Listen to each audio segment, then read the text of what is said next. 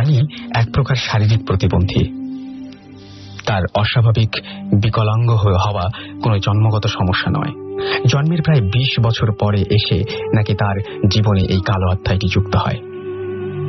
মূল ঘটনা নানির ভাষায় বলার চেষ্টা করছি। মাত্র বিয়ে হয়েছে আমার। ঘটনাক্রমে এটি ছিল আমার স্বামীর দ্বিতীয় বিয়ে। তার প্রথম স্ত্রী এক সন্তান রেখে মারা যায়। সে সূত্রে মা হিসেবে ওই সন্তানের লালন পালনের দায়িত্ব আমি গ্রহণ করি। বাড়ি থেকে প্রায় 100 গজ দূরে মাতামুহুরী নদী।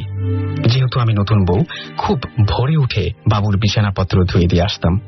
প্রথমে সপ্তাহখানেক কোনো সমস্যা হয়নি। রীতিমতো একদিন খুব ভোরে উঠে বাবুর বিছানাপত্র নিয়ে ঘাটে যাই। হঠাৎ দেখি স্রোতের বিপরীত দিক থেকে একটা সিন্ধুকের মতো বাক্স ভাসতে ভাসতে আমার দিকে আসছে।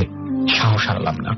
কিছুটা ভয় পেলেও মনে হচ্ছিল আমি কোনো গুপ্তধন পেতে যাচ্ছি, কারণ ওই সময় মানুষের গুপ্তধন লাভ করা অস্বাভাবিক কিছু ছিল না। উপায়টা ভিন্ন হতে পারে, কিন্তু আমি একা ছিলাম বলে সিন্ধুকের কাছে যাওয়ার দুঃসাহস দেখাতে পারিনি। ফিরে আসলাম।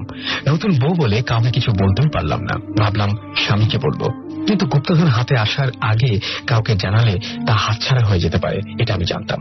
তাই আর স্বামীকেও বলা হলো না। পরের দিন আবার ঘাটে যাই। সেই একই ঘটনা ঘটলো। এভাবে প্রতিদিনই একই ঘটনা ঘটতে থাকে। আমিও খুব সতর্ক ছিলাম যাতে সিন্ধুকটি কোনো মতে না হারাই। প্রায় 1 মাস কেটে গেলেও কোনো মতে সিন্ধুকের কাছে যাওয়ার সাহস জোগাতে পারলাম না। তাহলে কি এভাবে কোনো একদিন সিন্ধুকটি হাতছাড়া হয়ে যাবে? না। অবশেষে স্বামীকে বলার সিদ্ধান্ত নিলাম। পরদিন খুব ভোরে উঠে স্বামীকে জাগাই এবং সাথে করে ঘাটে নিয়ে যাই। রীতিমতো সিন্ধুকও তার নিয়মে চলে আসলো। আমি আমার স্বামীকে সিন্ধুক খুলতে অনুরোধ করি, কিন্তু সে বলল, সিন্ধুক তোমাকে ধরা দিয়েছে, তাই এটি তোমাকেই খুলতে হবে। তখন বুঝতে পারিনি যে আমি কোন ভুল কাজে হাত দিতে যাচ্ছি। যাই হোক, সে যখন আছে তো ভয় কিসের? বুকে সাহস রেখে পানিতে নামি এবং সিন্ধুকটি হাতে টেনে একদম কাছে নিয়ে আসি। খুব ভয় হচ্ছিল, বারবার ওর দিকে তাকাচ্ছিলাম। সে বলল, তাড়াতাড়ি খোলো, ভয় পেও না, আমি তো আছি। শেষ পর্যন্ত সিন্ধুকের ঢাকনাটা উল্টাই। তারপর যা দেখি, কল্পনাও করতে পারিনি যে জীবনের সবচেয়ে বড় দুর্ঘটনাটি এখানেই ঘটতে যাচ্ছে। দেখতে পাই পুরো সিন্ধুক জুড়ে প্রায় গলিত একটি লাশ। ভীষণ দুর্গন্ধ সহ্য হচ্ছিল না। লাশটি আর কারো নয়, আমার দেবতুল্য স্বামীর। মাথায় আকাশ ভেঙে পড়ল, ভয়ে দম আটকে আসছিল। আমি আমার স্বামীর কাছে ছুটে আসার চেষ্টা করি, কিন্তু মনে হলো আজীবনের জন্য অবশ হয়ে গেলাম। খুব কষ্টে মুখ ফিরিয়ে আমার স্বামীর দিকে তাকালাম। সে ওপরের পাড়ে দাঁড়ানো, তবে পরিস্থিতি ভিন্ন। সে আমার বিপদ দেখে এক অদ্ভুত অট্ট হাসিতে ফেটে পড়েছিল। এদিকে যেই চেহারার মানুষ আমার বিপদ দেখে হাসতে হাসতে পরিহাস করছে, অপরদিকে সেই একই চেহারার মানুষ সিন্ধুকে লাশ হয়ে পড়ে আছে। আমার আর বুঝতে বাকি রইল না, তাহলে সাথে করে কাকে নিয়ে এসেছি। আরো ভয় পেয়ে যাই। হুশ প্রায় অকেজো। মনে হলো এটাই জীবনের শেষ দিন। চিৎকার দেওয়ার শক্তি ছিল না।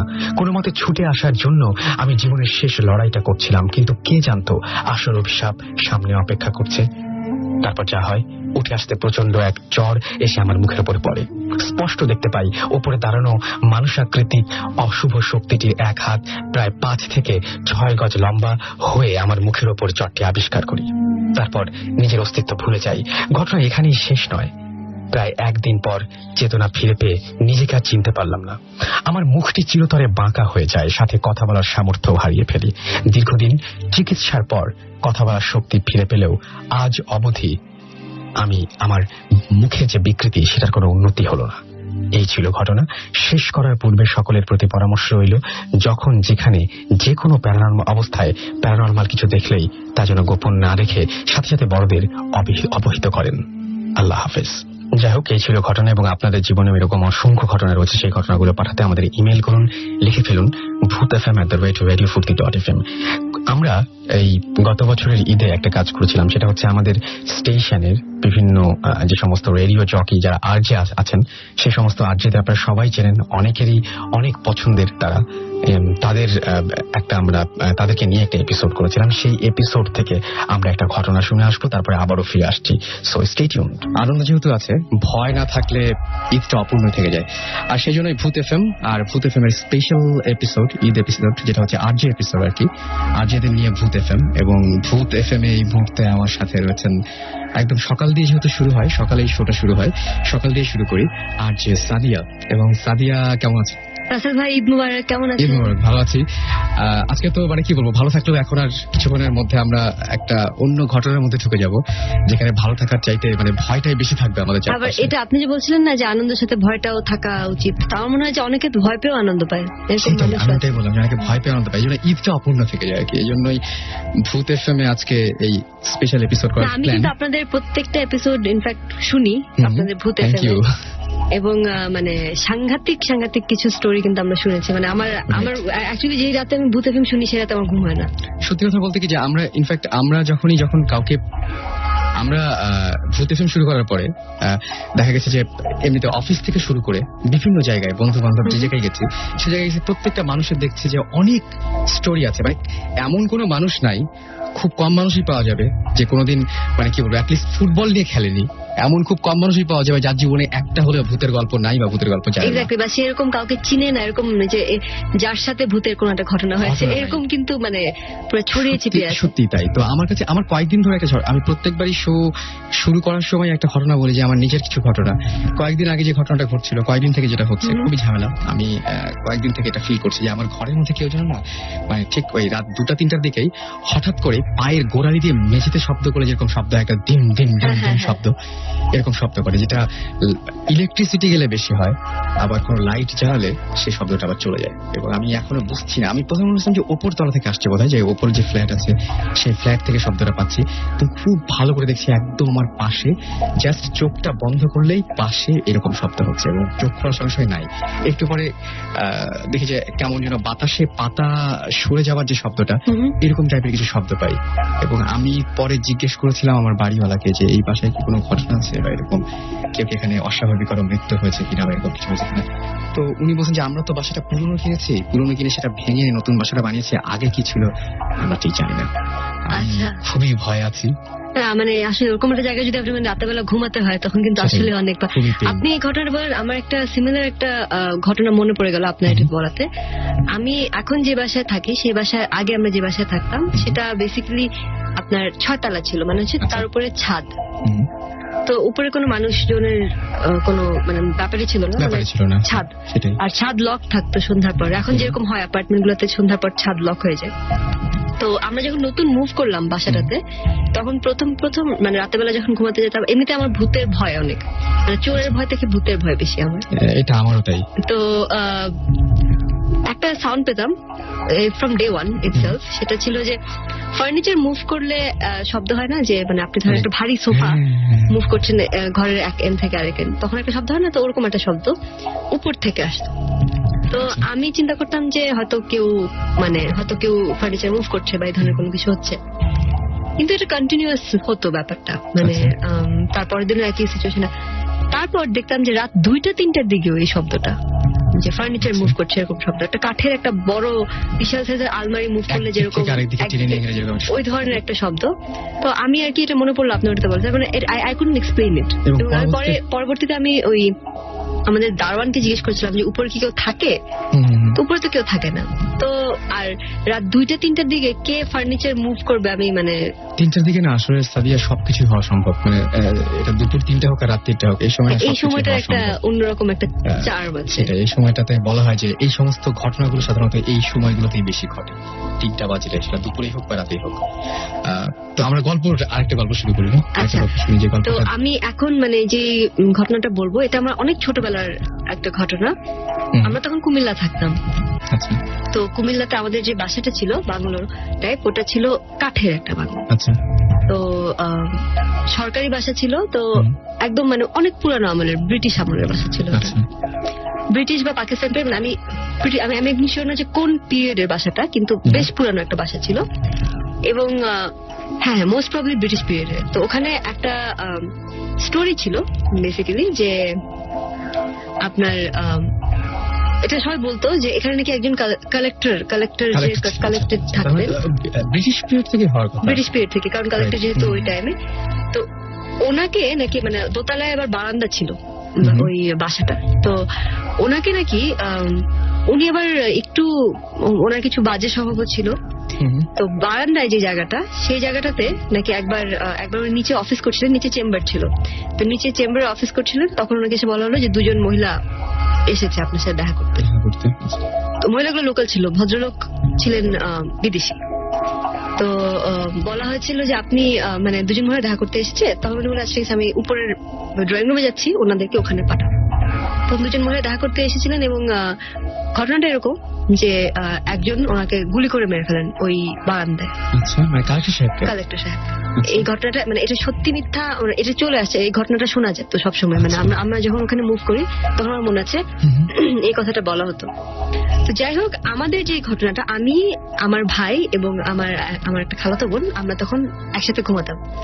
তো সেবার কোনো একটা কারণে আমার বাবা মা তারা বাসায় ছিলেন না, তারা হয়তো কোনো একটা দাওয়াতে গিয়েছিলেন। এমন একটা সময় আমরা দরজা বন্ধ করে আমরা ঘুমিয়েছি, বৃষ্টি হচ্ছিল না, আমার মনে আছে।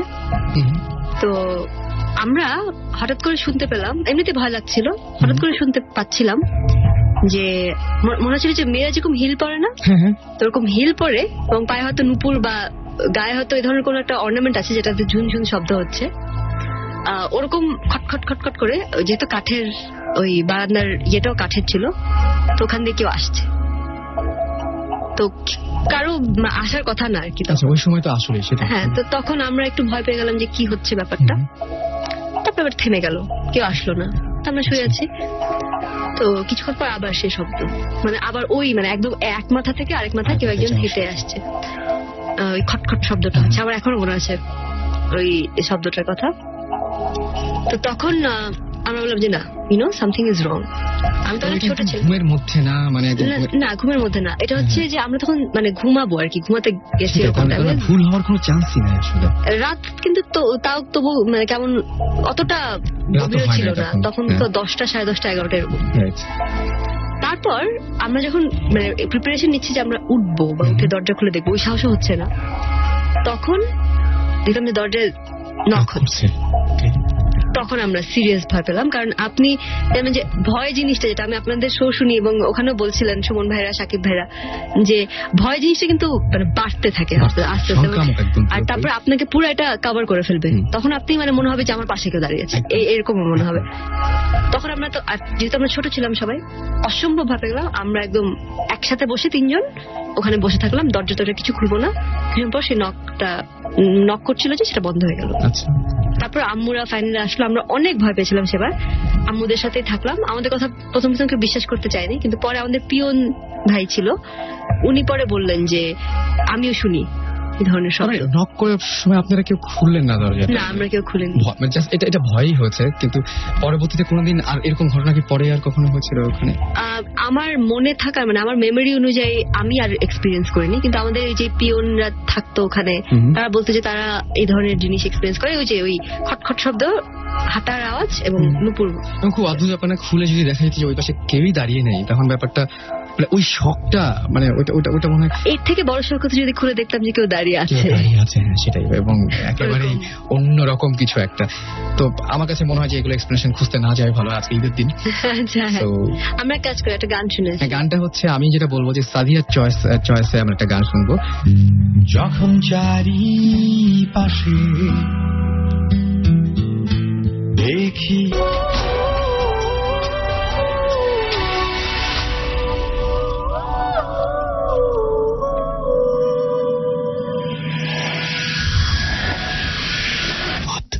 FM haunted by Airtel.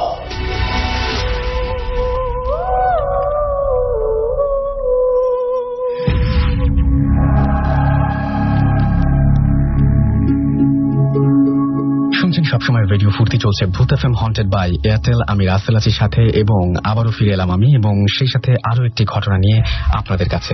আর শোনাতে চাই যে ঘটনাটি, সেটি হচ্ছে, যিনি লিখছেন তার ভাষাতে বলছি।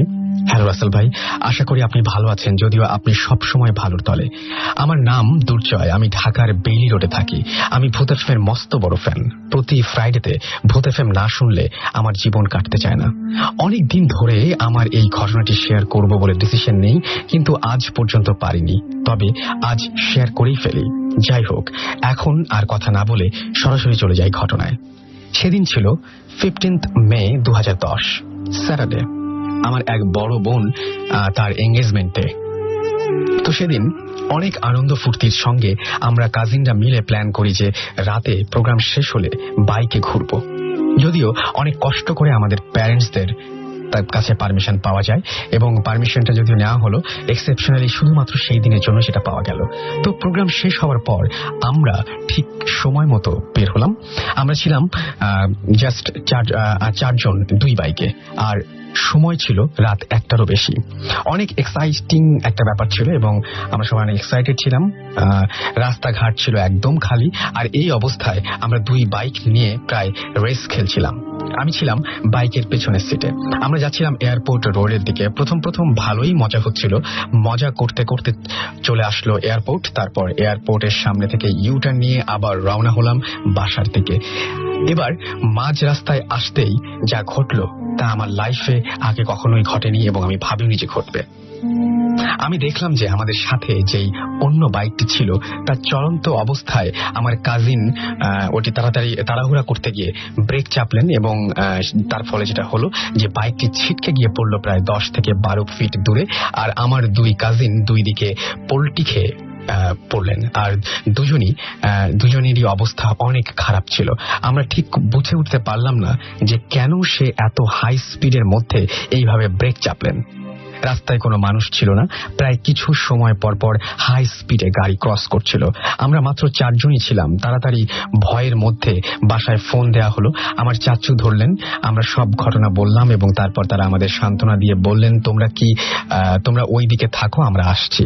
আমরা অনেক গাড়িকে সিগন্যাল দিয়ে হেল্প চাইলাম, কিন্তু কেউ থামলো না। তারপর প্রায় 15 মিনিট পর আমরা এক পুলিশের ভ্যান দেখতে পেলাম। আমরা সিগন্যাল দেওয়ার পর তারা থামলো এবং আমাদের অনেক সাহায্য করলো। তারপর আমাদের প্যারেন্টসরা আসলেন এবং আমাদের হসপিটালে নিয়ে যাওয়া হলো। তাদের মধ্যে যে পিছনে বসেছিল সে অন দ্য স্পট মারা যান, আর যে বড় ভাই যিনি বাইক ড্রাইভ করছিলেন সে প্রায় একটু সুস্থ হওয়ার পর বললেন যে তিনি যখন বাইকটা চালাচ্ছিলেন প্রায় স্পিড ছিল 110 কিলোমিটার/আওয়ার, হঠাৎ একটি বাচ্চা তার বাইকের সামনে এসে দাঁড়ায় এবং বাচ্চাটি বড় বড় চোখ নিয়ে তাকিয়েছিল এবং ভাইয়ার দিকে তাকিয়েছিল। চোখগুলো যেন লাল লাল আগুনের গোলার মতো। অনেক ভয়ঙ্কর ছিল সেই রূপ। যেমন কালো গায়ে অতিরিক্ত পাউডার মাখলে যে সাদা সাদা ভাবটা হয় সেই রকম ছিল তার গায়ের রং। ভাইয়া তাকে বাঁচানোর জন্য এত কিছু না ভেবেই তাড়াহুড়ার মধ্যে ব্রেক চেপেছিলেন এবং বাইকটি অ্যাক্সিডেন্ট করে। তারপর ভাইয়া মাটিতে পড়ার পর ঘাড় উঠিয়ে লক্ষ্য করেন যে সেই বাচ্চাটি কোথাও নেই। তারপর সে সেন্সলেস হয়ে যায়। আর সবচেয়ে বড় বিষয় হচ্ছে যে ওইখানে যদি কোনো বাচ্চা থাকতোই তাহলে আমরাও দেখতে পেতাম, কিন্তু আমরা পাইনি। আমরা আজ পর্যন্ত বুঝে উঠতে পারিনি যে সেই যে সাথে তার সাথে কি হয়েছিল এবং কোনো বাচ্চা সেখানে ছিল কিনা, কিভাবে এই বাচ্চা দেখা হলো, এরকম ব্যাপারটা। এটা কি চোখের ভুল ছিল জানি না। এবং যেটা নাকি কিছু মুহূর্তের মধ্যেই সব আনন্দকে মাটি করে দিল আর কালো ছায়ায় ঢেকে দিল। যাই হোক, ইংরেজিতে লিখেছিলেন, ইংরেজি শব্দ ব্যবহার করে এটাতে খুব সাবধানে লিখতে হয় আসলে, আর আমাদের খুব সময় নিয়ে পড়তে বেশ ঝামেলা হয়। যাই হোক, আমি তারপরে মেলটা পড়লাম। থ্যাঙ্কস আপনার ইমেইল পাঠানোর জন্য, এবং আপনাকে অনেক অনেক ধন্যবাদ এই ঘটনাটি পাঠানোর জন্য। এবং মেইলের বাকি অংশটুকু আমি এখনো দেখছি, ওইটুকু পড়িনি আসলে। আছে যে রাসেল ভাই, এই দুনিয়ায় অনেক কিছুই ঘটে যার কোনো বর্ণনা নেই, মানে ব্যাখ্যা নেই হবে আশা করি। এবং এই ছিল আমার ঘটনা। ভালো লাগলে পড়ে শোনাবেন। এই তো যাই হোক, আমি অনেক ধন্যবাদ জানাচ্ছি আপনাকে এবং আশা করছি যে আপনারাও যারা ইমেইল পাঠাতে চান তারা আমাদেরকে পাঠাবেন bhutfm@radiofreeforty.fm এই অ্যাড্রেসে। আগামী সপ্তাহে সেই ইমেইলগুলো ইনশাল্লাহ আমরা পড়ে ফেলবো। এখন আমরা যেটা করবো সেটা হচ্ছে, অনেকেই আমাদের স্টেশনে এসে ঘটনা বলতে পারেন না, কিন্তু তাদের মধ্যে কেউ ঢাকায় থাকেন, কেউ হয়তো ঢাকার বাইরে থাকেন, কেউ হয়তো দেশের বাইরে থাকেন। তো সেরকম বিভিন্ন জায়গা থেকে বিভিন্ন ইমেইল আসে এবং বিভিন্ন ধরনের মানুষজন তারা আমাদের লিসেনার যারা তারা তাদের ঘটনাগুলো রেকর্ড করে আমাদের কাছে পাঠিয়ে দেন এবং আমরা সেটা চেষ্টা করি আপনাদেরকে শোনাতে। তো সেরকমই একটা ফাইল আমরা আপনাদেরকে শোনাবো, একটা অডিও ফাইল আমাদের কাছে আছে, সেটা আমরা আপনাদেরকে শোনাবো। আশা করছি আপনাদের অনেক ভালো লাগবে। চলুন শুনে আসি ঘটনাটি।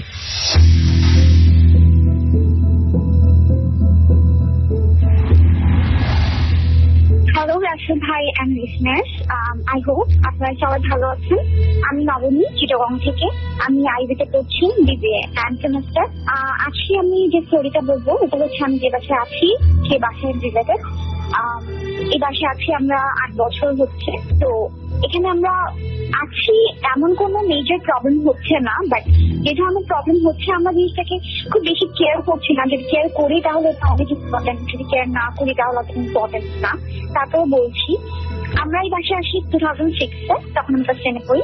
তখনই যখন এই বাসায় আসি তখনই হঠাৎ করে এরকম মনে হতো যে মানে কিছু একটা আনইউজুয়াল কিছু একটা আছে এখানে, যেটা নর্মাল না। যখনই অন্য বাইরের যে বাসায় আসতো তখন মানে ওরা বলতো যে এই বাসাটার মধ্যে এমন কেন, বাসাটা কেমন যেন ভূতের বাড়ি মনে হয়। আসল বাসা অনেক পুরানো, 1965-এর যুদ্ধের আগে। তখন এখানে বিল্ডিং বলতে শুধু এটাই ছিল। তো আসার পর থেকে যেসব প্রবলেম ফেস হয় সেটা হচ্ছে, ধরেন আমরা অন্য কোনো জায়গায় অন্য কোনো রুমে আছি, হঠাৎ করে হতো কি মানে শব্দ শুনতাম, মনে হচ্ছে অনেক জোরে জোরে কেউ দরজা নক করছে। তো আমরা যখন দরজা খুলতে যেতাম তখন দেখতাম যে কেউ নেই। আমি প্রথমে ফেস করি, আম্মুকে শেয়ার করি। আম্মু প্রথম বুঝতো না, পরে এই জিনিসটা বলার পরে আম্মু বলে যে হ্যাঁ নবনী কথা ঠিক, এরকম আমিও ফেস করি। দেন এরপরে এই ধরনের ছোটখাটো কিছু প্রবলেম হতে থাকে। মনে হতো যে কেউ না কেউ আশেপাশে আছে। আমি যখন একা থাকি মনে হতো কেউ একটা আমি শ্যাডো দেখছি, মানে আমি শ্যাডো দেখছি, হুট করে সরে যাচ্ছে এমন কিছু একটা। তারপর যে প্রবলেমটা হয় সেটা হচ্ছে আমাদের সামনের রুমে যেখানে আমি আগে ঘুমাতাম, সেখানে দেখতাম যে আমি ওখানে ঘুমালেই দেখা যেত কি মানে খুব একটা টাইম দেখতাম, খুব বাজে স্বপ্ন দেখতাম। এবং মানে দেখতাম যে প্যারানর্মাল কিছু, কেউ আমাকে কিছু বলছে, কিছু বলতে চাচ্ছে, এবং আমি খুব ভয় পেতাম। এবং এই জিনিসটা বিশেষ করে ভোরের আগে হতো, তো অনেক বেশি ভয় পেতাম এবং ওখানে ঘুমানোই আমি ছেড়ে দিই। এবং আগে আমি গভীর ঘুমিয়ে থাকতাম কিনা জানি না, আমাদের রিসেন্টলি আমাকে কাজিন আসেন ঢাকা থেকে, ও আর আমি সামনের রুমে ঘুমাই। তো ও রাত জাগে, আমাকে একদিন বলে কি যে লগ্নে তুমি কি টের পাও যে একটা মাঝরাতে, একটা রাতের একটা পর্যায়ে 2:30টার পর 3টার দিকে খাটটা মানে একবার ভীষণ ভাবে নড়ে উঠে, এটা কি তুমি বুঝতে পারো? তো আমি বললাম যে না, কই না তো, আমি তো এরকম কিছু বুঝিনি। এবং মানে এই জিনিসটা আমাকে বেশ কয়েকবার বলে এবং আমি জিনিসটা নোটিস করতে পারি না, যেহেতু আমি আগে ঘুমিয়ে পড়ি। এরপরে যেটা হয়, আমি একা ও যাওয়ার পরে আমি একা ঘুমাই। রাত থেকে পড়াশোনা করলে একটু লেটে ঘুমাতাম। তখন দেখতাম কি মানে আমি জানি না আমি কেন আগে বুঝিনি, আমি দেখতাম যে আমার খাটটা একটা পর্যায়ে ভীষণ ভাবে নড়ে উঠছে এবং আমার ঘুমটা আমি ভেঙে, মনে হচ্ছে কেউ একজন ওই খাটের উপরে হেঁটে ওটা ক্রস করে দিন যাচ্ছে। একটা ভয়াবহ অনুভূতি, আমার মনে হতো আমি প্রতিটা স্টেপকে ফিল করতে পারছি। মানে এই অনুভূতিটা বোঝানো যাবে না। এবং আমি প্রতিটা বার রাতে, এটা বেশ কয়েকটা বার হতেন, প্রতিটা বার আমার ঘুম ভেঙে যেত। এটা আমি আমার মার সাথে শেয়ার করি। সে বলে যে এটা কেমন ধরনের কথা, এটা কিন্তু আমার বাবা এই রুমে ঘুমায়, আমার বাবা ফিল করতে পারে কিনা যায় না, হয়তো ফিল করলেও সেটা বলে না। কিন্তু ওই ভয়টার কারণে আমার ঘুম ওখানে ঘুমাতে পারি না। শুনে ফেললাম ঘটনাটি। আমার কাছে রয়েছে আরো একটা ইমেল, সেই ইমেলটি পড়বো। শুনছেন সব সময় রেডিও ফুর্তি, আর চলছে ভূত এফএম হন্টেড বাই এয়ারটেল। যিনি ঘটনা লিখছেন তিনি লিখছেন, হাই রাসেল ভাইয়া, তোমাকে জিজ্ঞাসা করবো না তুমি কেমন আছো, কারণ তুমি সব সময় ভালোর দলে। যাই হোক, কথা না বাড়িয়ে কাহিনীতে যাই। আমি নাফিস। এটা 3 ফেব্রুয়ারি 2012-র ঘটনা। আমার খালামণি অনেক অসুস্থ ছিল, তাই তাকে দেখতে গিয়েছিলাম মিরপুরে। আমি, বাবা, আপু আর আমার মা গিয়েছিলাম। আমরা বৃহস্পতিবারে সেখানে যাই। বাবার কাজ ছিল বলে শুক্রবারে বাসায় চলে আসার চিন্তা করলো। এখানে বলে নেই আমাদের বাসা উত্তরাতে। তো যথারীতি আমরা বেরিয়ে যাই, যদিও বের হতে অনেক দেরি হয়ে যায়। রাত 1:12 AM এবং রাত 1:12-র দিকে আমরা বের হই। আমরা সবাই গাড়িতে ছিলাম, বাবা গাড়ি ড্রাইভ করছিল, আমরা ভালো মতো আসছিলাম। কিন্তু বলে নেই যে আমি যখন এয়ারপোর্ট রোডে আসলাম তখন আমার আজব একটা অনুভূতি হলো। ভাবলাম ঘুম আসছে তাই খারাপ লাগছে। 2 মিনিটের মধ্যে দূরে একটা মেয়েকে দেখলাম। মেয়েটা অনেক সুন্দর ছিল। আচ্ছা না, কিছু মেয়ে দূর থেকে অনেক সুন্দর লাগে ওই রকম। যাই হোক, বাবাকে বললাম, বাবা বলল ও কিছু না। আমি তখন বললাম যে মনে হয় কোনো একটা প্রবলেম আছে। বাবা বলল চুপ থাকতে। আমি একটু ভয় পেলাম। বাবা বলে গাড়ির টান উঠছে না, মনে হচ্ছিল পেছনে কোনো একটা ভারী জিনিস বোঝাই করা আছে। আবার ঠিক হয়ে গেল। আমি গাড়িতে ঝিমাচ্ছিলাম, এর মধ্যে হঠাৎ বাবা মারাত্মক ব্রেক করলো এবং আমি সিট বেল্ট পরা ছিলাম না, তাই সামনে ছিটকে যাই। রাগে বাবাকে বললাম কি হয়েছে, ফাঁকা রাস্তায় কেউ কখনো ব্রেক করে? তারপরে বাবা বলল সে নাকি একটা মেয়েকে রাস্তার মাঝখানে গাড়ির সামনে হঠাৎ দেখেছে। বাবা এবং আমরা সবাই ঘাবড়ে যাই এবং গাড়িতে পুরো একটা গন্ধ আসছিল। এখানে শেষ হতে পারতো, কিন্তু হয়নি। বাসার কাছে আসতেই গন্ধটা আর ছিল না। বাসায় এসে দেখি যে গাড়ির চাকার হাওয়া একদম নেই, যেখানে বাবা তার আগের দিন গাড়ি সার্ভিসিং করিয়েছিল। এবং আমরা সবাই হতবাক হয়ে গিয়েছিলাম। এই ছিল আমার কাহিনী। আমার কাছে এটার কোনো ব্যাখ্যা নেই, যদি ভালো লাগে তাহলে পড়ে শোনাবেন। হ্যাঁ, আমরা পড়ে শোনালাম আপনার কাহিনীটি এবং আমাদের ভালো লেগেছে। আশা করছি যে আপনার কাছে ভবিষ্যতে আরো অনেক কাহিনী আমরা পাবো এবং আশা করতে পারি যে আপনারা ঘটনাটা পাঠাবেন। আর সেই সাথে আপনাদেরকে জানিয়ে দিয়ে শুনছেন সবসময় রেডিও ফুর্তি চলছে ভূত FM হন্টেড বাই এয়ারটেল। আপনাদের সবাইকে অগ্রিম ঈদের শুভেচ্ছা জানাচ্ছি। কালকে ঈদ, পবিত্র ঈদুল আজহা। আমরা দুটা ঘটনা শুনছিলাম, দুটা ঘটনায় গাড়ি রিলেটেড। প্রথমটা হচ্ছে মোটরসাইকেলে অনেক স্পিড ওঠানো হয়েছিল, কিন্তু আমি যেটা বলবো যে ঘটনা ঘটুক আর না ঘটুক এরকম ধরনের স্পিডে অবশ্যই আপনারা বাইক চালাবেন না। আর দ্বিতীয়টা ছিল গাড়ি, এবং গাড়িতে উনি যেটা বলছিলেন যে সিট বেল্ট পরেননি, তো আমি বলবো যে গাড়িতে ওঠার সময় অবশ্যই আপনি সিট বেল্ট পরবেন। এটা খুবই জরুরি, এটা খুবই জরুরি। আর আরেকটা জিনিস বলে রাখি, যেহেতু কোরবানির ঈদ, আমরা আমাদের শহরটাকে পরিষ্কার রাখবো এবং অবশ্যই আমরা মাংস গরু কোরবানির পরে তারপরে রক্ত, তারপরে যে সমস্ত আরো যা কিছু আছে সেগুলো ময়লা আবর্জনা যা আছে সব মাটি চাপা দিয়ে দেবো, এবং আমরা যেন আমাদের এই সুন্দর ঢাকা শহরটাকে দুর্গন্ধময় এবং বিচ্ছিরি না করে তুলি, সেই প্রত্যাশা থাকবে সবার কাছে। এবং যেখানেই হোক না কেন কোরবানি, সেটা বাংলাদেশের যে প্রান্তেই হোক না কেন, সব আপনার প্রিয় শহরটাকে আপনি নোংরা করবেন না, সেটাই আশা করবো। যাই হোক, আমরা এখন চলে যাব আবারও ঘটনায়, এবং আমরা চলে যাব সেই আমাদের আগের এপিসোডে, এবং আরো একজন আমাদের আরজে যিনি আপনাদের একটা ঘটনা শোনাবেন। চলুন শুনে আসি তার ঘটনা। আমার এই গল্পটা, আপনি যে বলছেন যে একটা অ্যাটমসফিয়ার ক্রিয়েট হয় সবসময়, যে ভূতের গল্প বলতে নিলে দেখবেন মানে আড্ডাতে বা ধরেন একসাথে গোল হয়ে বসে কোনো একটা রাতের বেলায় ভূতের গল্প বলছে, তখন কিন্তু এক ধরনের একটা অ্যাটমসফিয়ার ক্রিয়েট হয় যে একটুতেই ভয় লাগে বা এই ধরনের একটা হয়। আমি তো গল্প বলি না, আমি বলি এগুলো ঘটনা। বা আমার মানে হ্যাঁ, ঘটনায় ডেফিনেটলি আমি এখন যেটা বলবো সেটা ডেফিনেটলি ঘটনা, কারণ আমি নিজে এক্সপিরিয়েন্স করেছি। তো এই ঘটনাটা বেসিক্যালি বেশ রিসেন্ট, ইনফ্যাক্ট গত কোরবানি ঈদের ঘটনা।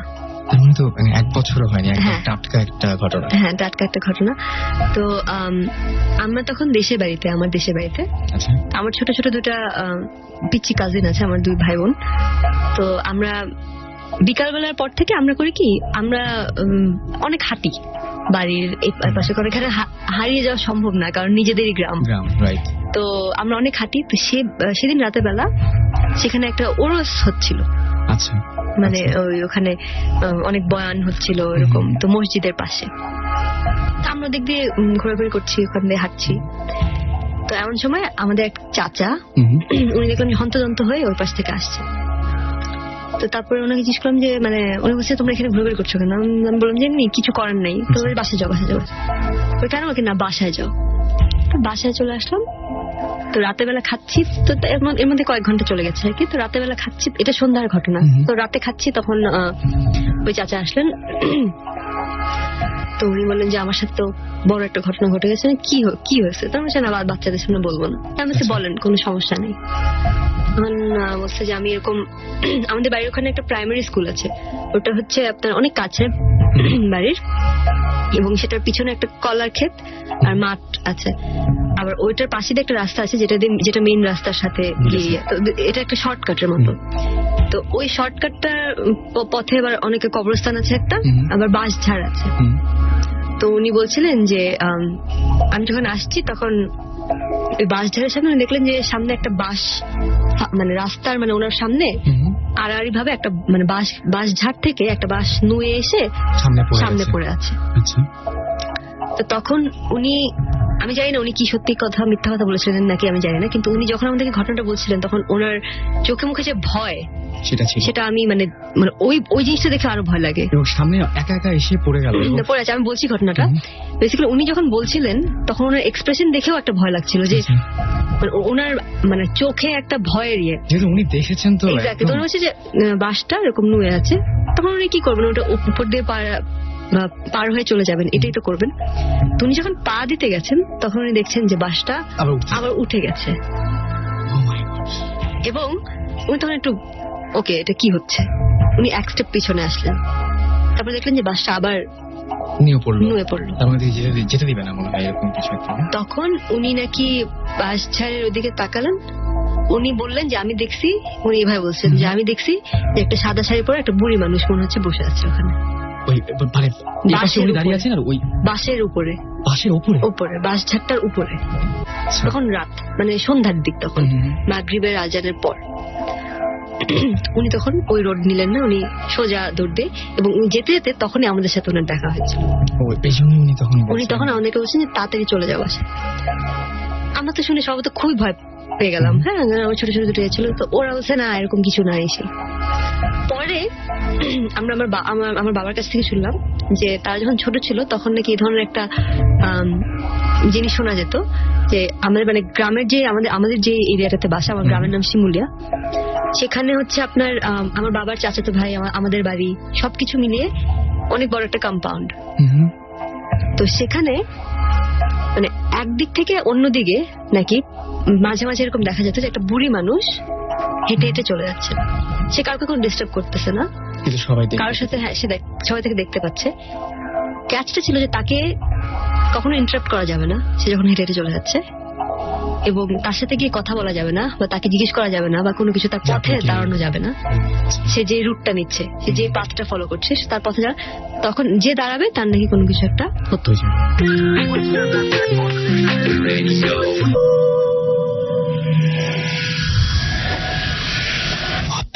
FM Haunted by Airtel.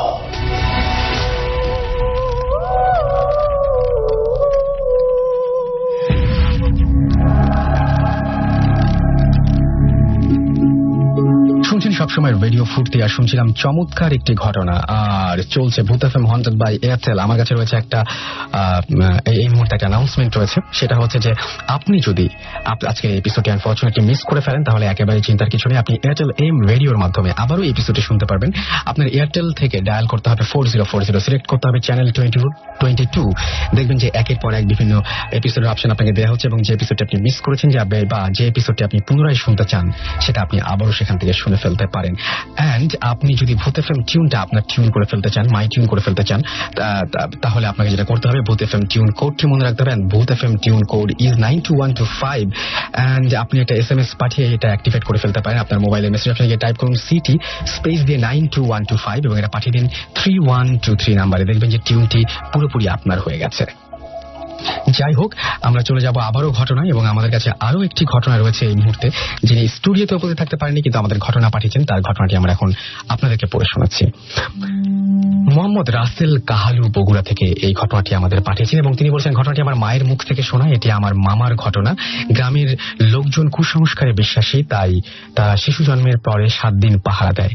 এদের ধারণা যদি তারা ঘুমিয়ে পড়ে বা অসাবধান হয় তাহলে খুব বড় ক্ষতি হবে। এই ক্ষতি করবে এক ধরনের চোর বা চুন্নি, এবং তাদেরকে মানুষ দেখতে পায় না। মা বলছিল তার মামা যখন জন্মগ্রহণ করে তখন কয়েকজন ব্যক্তি তাকে পাহারা দেওয়া শুরু করলো, এবং কিছুক্ষণ পরে অন্ধকার নেমে এলো, এবং ঘটনাটি যেহেতু যুদ্ধের কিছুদিন পরে, সেহেতু সে সময় বিদ্যুৎ ছিল না, আর তাই ব্যবহার করা হয়েছিল হারিকেন। মাগরিবের পরে এবং এশার আগে সময়ে হঠাৎ একটি কাণ্ড ঘটে গেল।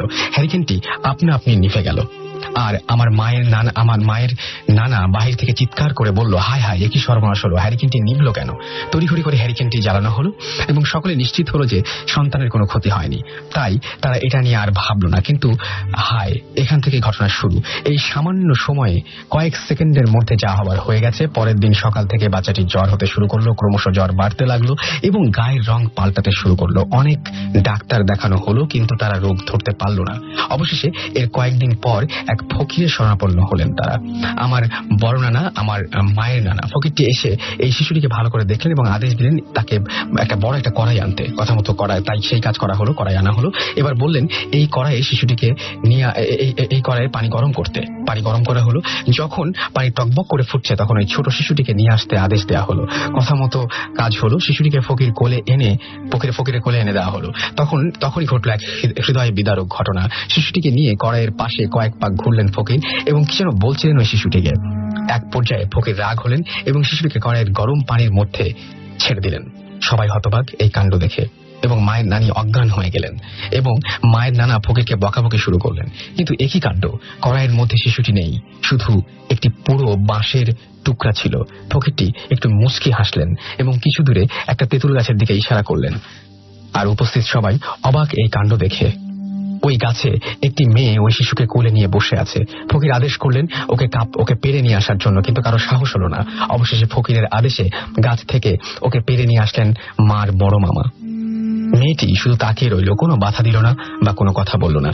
পরে ফকির ওই রাতের কথা বললেন যে রাতে হ্যারিকেন নিভিয়েছিল এবং একে চুরি করে নিয়ে যাচ্ছিল বাচ্চা সেজে ওই চোর। এটি কোনো মিথ্যা ঘটনা নয়, কোনো উপকথা নয়, এটি সত্য ঘটনা যা আমার মা আমার নানির কাছ থেকে শুনেছে। যাই হোক, এই ছিল ঘটনা এবং সেই ঘটনাটি আমি আপনাদেরকে পড়ে শোনালাম। আশা করছি আপনাদের অনেক বেশি ভালো লেগেছে। আমরা আবারও চলে যাব আর একটা ঘটনায়, এবং সেই ঘটনাটি আমাদের কোন একজন লিসেনার পাঠিয়েছেন এবং তিনি রেকর্ড করে ঘটনাটি পাঠিয়েছেন আপনাদের কাছে। সেই ঘটনাটি আমরা উপস্থাপন করছি এবং আশা করছি এই ঘটনাটি আপনাদের অনেক অনেক অনেক অনেক ভালো লাগবে।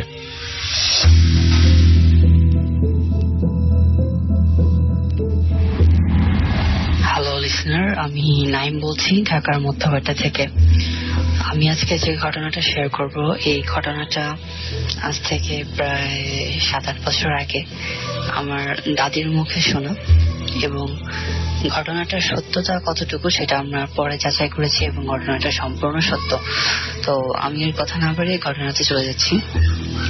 ঘটনাটা হচ্ছে আমার হোম ডিস্ট্রিক্ট পাবনার চাটমোহর উপজেলার বয়মারি গ্রামের ঘটনা।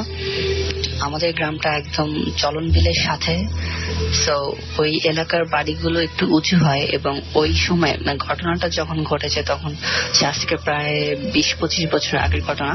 ওই টাইমটাতে একটা বাড়ি থেকে আরেকটা বাড়ির বেশ খানিকটা ডিস্টেন্স ছিল, এবং ওই সময় আশেপাশে অনেক গাছপালা এবং বাঁশের ঝাড় ছিল অনেক।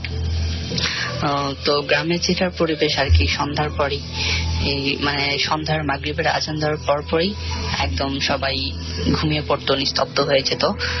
তো আমরা যখন অনেক কাজিনরা মিলে একসাথে হতাম, তো প্রায় দাদু দাদির কাছে ভানা করতাম কোনো ঘটনা শোনানোর জন্য। তো এরকম একদিন দাদিকে জোর করার পরে দাদি আমাদেরকে একটা ঘটনা বললো। ঘটনাটা হচ্ছে এরকম যে আমাদের গ্রামে একটা মহিলা ছিল, ওনার নাম ছিল খদিজা বেগম। ওনাকে আমরা চিনতাম, দেখেছি। তো উনি এক রাতে স্বপ্ন দেখলো যে তাকে কেউ একজন স্বপ্নে বলছে যে তার বাড়ির পাশে যে পাশের ঝাড়টা আছে সেখানে একটা নির্দিষ্ট জায়গা তাকে বলে দেওয়া হয় যে ওইখানে তিনি মাটি খুঁড়লে একটা টাকার বাক্স পাবে। সেটা হচ্ছে কাঁচা টাকা, শুধু পয়সা, এবং সেই পয়সাগুলো নর্মাল পয়সা প্লাস গোল্ড এরকম আর কি ছিল। এরকম অনেক পয়সা ছিল, এবং তাকে বলা হয়েছিল যে এখান থেকে সে যত টাকায় খরচ করবে সেটা ফুরাবে না, মানে আনলিমিটেড বের হতেই থাকবে এরকম। তো তাকে বিনিময়ে কিছু দিতে বলা হয়, এবং তার একটা বড় সন্তানকে চাওয়া হয় যে তার বড় সন্তানকে যদি ওই ডেভিল টাইপের সামথিং লাইক দ্যাট তাকে যদি দিয়ে দেওয়া হয় তাহলে সে টাকার বাক্সটা তাকে দিয়ে দেবে। তো উনি স্বপ্নেই বলে দেয় না, আমি এটা নিব না। তো উনি ঘটনাটা একজনের সঙ্গে শেয়ার করে। তো ওই লোকটা এই ব্যাপারে অনেক কিছু জানতো। একসময় উনি ব্ল্যাক ম্যাজিকের মতো কিছু করতো। তো উনি এটাই ঘটনাটা শোনার পরে, মহিলার কাছ থেকে ঘটনাটা শোনার পরে ডিসিশন নেয় যে উনি যাবেন এবং ওই টাকার বাক্সটা উঠাবেন। তো উনি কাউকে কিছু বলে না, উনি যায়, রাত হয়ে যায় ওখানে। রাত হলে যাওয়ার পরে ওই নির্দিষ্ট জায়গাটা ঘোরা শুরু করে, এবং তিনি দেখতে পান হ্যাঁ এখানে বাক্স টাইপের সামথিং কিছু আছে। তো উনি যখন সম্পূর্ণ ঘোরে এবং বাক্সটা উঠায় উপরে, উঠে তিনি যখন বাক্সটা খুললেন সঙ্গে সঙ্গে তার মুখে এক ধরনের মানে গরম কিছু একটা ফিল করে, যে তার মুখে গরম কিছু একটা লেগেছে এবং ধোয়ার মতো কিছু উড়ে যায়। তো উনি তারপর যখন তাকান দেখে বাক্সের মধ্যে কিছু নেই, এবং তিনি চলে যায়, বাসায় চলে যায়। তো চলে গিয়ে রাতের তিনি ঘুমাতে পারে না, সারা রাত ছটফট করে, বাট কারোর সাথে কিছু শেয়ার করে না। তো যখন সকাল হয় তিনি ফ্রেশ হয়ে যখন আয়নায় তার মুখটা দেখে, একটা অদ্ভুত জিনিস খেয়াল করলো যে তিনি ফর্সা ছিলেন, বাট তার মুখটা একদম কালো হয়ে গেছে, মানে মনে হচ্ছে যে তার মুখটা পুড়ে গেছে এরকম। এবং সে তখন ভাবে যে রাতে যে বাক্সটার মধ্যে থেকে গরম কিছু ফিল করেছিল হয়তো তার কারণে তার মুখটা পুড়ে গেছে। এবং সবাই যখন জানতে চাইলো যে তার মুখটা কিভাবে পুড়েছে, তখন তিনি ঘটনাটা সবার সাথে শেয়ার করেন। এবং তারপর থেকে যে জিনিসটা হয় যে ওইটা ঘটনাটা ঘটেছিল শীতকালে, তো প্রত্যেক বছর শীতকালে তার মুখটা অটোমেটিক্যালি এরকম পুড়ে যাওয়ার মতো কালো হয়ে যেত এবং অন্যান্য সিজনে তার মুখ আগের মতো নর্মাল থাকতো। তো এই ছিল আর কি আমার ঘটনা। রাসেল ভাই যদি ভালো লাগে সবাইকে শোনাবেন। থ্যাংকস।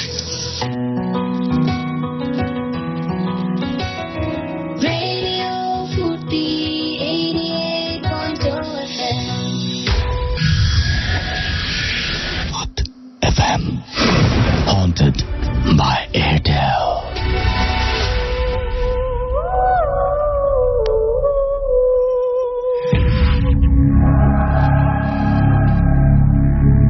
শুনছেন সবসময় রেডিও ফুর্তি, চলছে ভূত এফএম হন্টেড বাই এয়ারটেল। আমি রাসেল আছি সাথে এবং একের পর এক ঘটনা শুনে যাচ্ছি আপনাদের। আমরা এখন আরো একটা ইমেইল পড়বো। সেই ইমেইলটি আমাদের পাঠিয়েছেন অর্ণব চৌধুরী, অর্ণব সাদ্দাম মার্কেট তুষারধারা থেকে, এবং আমি তার ঘটনাটি পড়ছি। আসসালামু আলাইকুম, কেমন আছেন? আমি জানি আপনি সবসময় ভালো থাকেন এবং ভালোর দলে, আর আমি সবসময় ভালো থাকার চেষ্টা করি। আমি এখন যেটা শেয়ার করব তা হলো আমার দেখা সত্য একটা ঘটনা। আমি ভূত সংক্রান্ত কোনো বিষয়ে ঘটনা বা কাহিনী বলতে নারাজ, তাই ব্যাপারটি বলছি। ব্যাপারটি হলো আমাদের তুলারাম বিশ্ববিদ্যালয়ের পাশের একটা বিল্ডিং এবং 5 তলা একটা বিল্ডিং। সেই বিল্ডিং এর 3য় তলার ডান পাশের রুমকে কেন্দ্র করে আমি আর আমার বন্ধু সিয়াম 3য় তলায় ডান পাশের রুমে থাকি। 2 রুম, রান্নাঘর আর ওয়াশরুম নিয়ে এই ফ্ল্যাটটা। আমি গত 15/10/12 তারিখে 8টায় ঘরে ফিরি এবং ঘরে নক করতেই সিয়াম দরজা খোলে। দরজা খোলার পর দেখি ঘর পুরো অন্ধকার এবং সিয়ামের হাতে একটা ছুরি। আমি বললাম, কিরে, ঘর অন্ধকার করে হাতে ছুরি নিয়ে কেন? সিয়াম কোনো উত্তর দিল না, সে তার ঘরে চলে যায়। আমি তার পেছন পেছন যাই। তার ঘরে যাবার পর সে আমার সামনে তার বাম হাত দিয়ে তার চুল ধরে ও ডান হাত দিয়ে ছুরি দিয়ে তার নিজের গলা কেটে ফেলে। বাম হাত দিয়ে চুল সহ মাথাটা আমার সামনে ধরে। তা দেখে আমি জ্ঞান হারিয়ে ফেলি। তারপর আমি আর কিছু জানি না। জ্ঞান ফেরার পর শুনি তা সিয়ামের মুখ থেকে।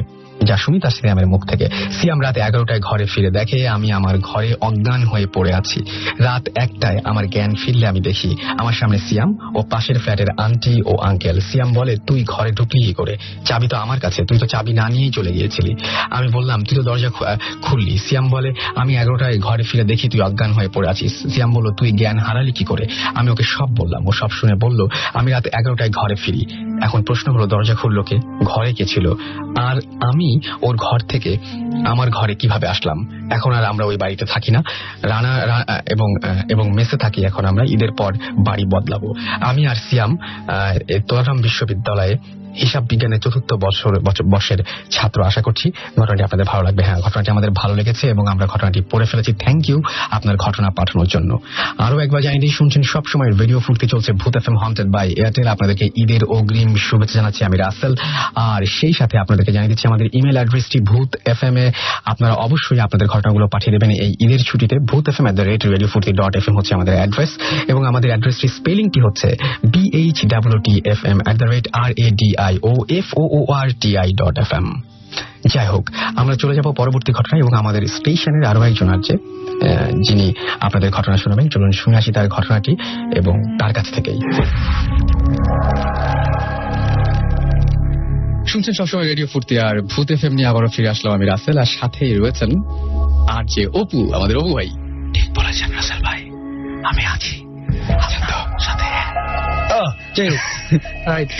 আমার ইনফ্যাক্ট রাসেল ভাই সত্যি কথা, যে আপনার যে প্ল্যানটা ছিল এই যে আর যে স্পেশাল ভূত এফএম, আমি আপনার শোটা কিন্তু শুনি, কারণ ততক্ষণে আমি বাসায় থাকি।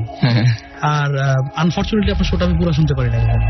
আচ্ছা, কারণটা কি? কারণ হচ্ছে মাঝপথে সবাই যখন স্টোরি বলতে থাকে, মাঝপথে আমি রেডিও বন্ধ করে দিই। সেটাই আমার ভয় লাগে। আমার কাছে এই ভয়ঙ্কর কথাটা আমাকে অনেকেই জানিয়েছে আর কি। I have no idea, specially all the sound effects and all the stories.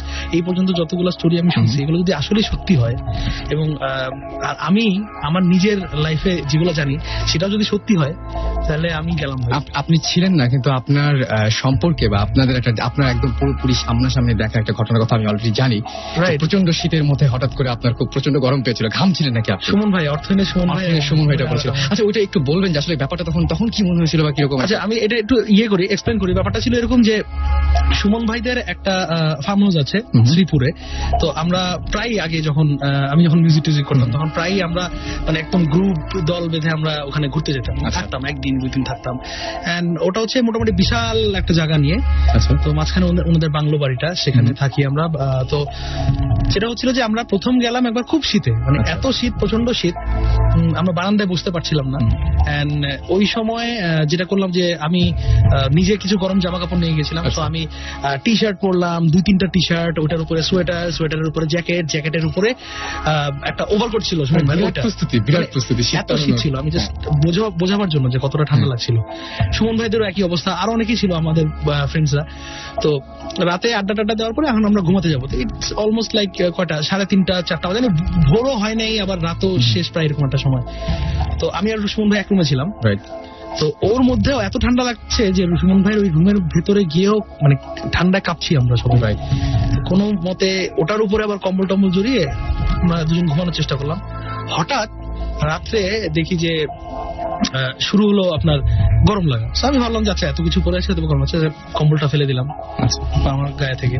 তারপর দেখি আবার গরম লাগছে, আমি কোটটা খুলে ফেললাম, তারপর সোয়েটারটা খুলে ফেললাম, তারপরে একে একে টি শার্ট খোলা শুরু করলাম। শেষ লাস্ট যে টি শার্টটা বাকি ছিল ওটা আর খুললাম না, কিন্তু আমার এত গরম লাগছিল যে আমি ঘামছি, আমি রীতিমতো ঘামছি। সেটা শুনছিলাম আমরা সেদিন। তখন আমি না পেরে, আমার পাশেই সুমন ভাই ঘুমিয়েছিলেন, আমি ভেবেছিলাম যে ঘুমিয়েছিলেন, উনিও যে জেগে আছেন আমি জানি না।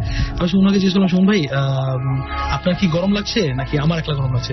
তখন সুমন ভাই আমার দিকে ঘুরে বললো, সুমন ভাই অলরেডি অনেকে জানেন যারা লেসেনাররা শোনেন, উনি কিন্তু সবসময় এইসব ব্যাপারে খুব বেশি ইন্টারেস্টেড এন্ড এভরিথিং, অবজার্ভ করেন, বোঝার চেষ্টা করেন।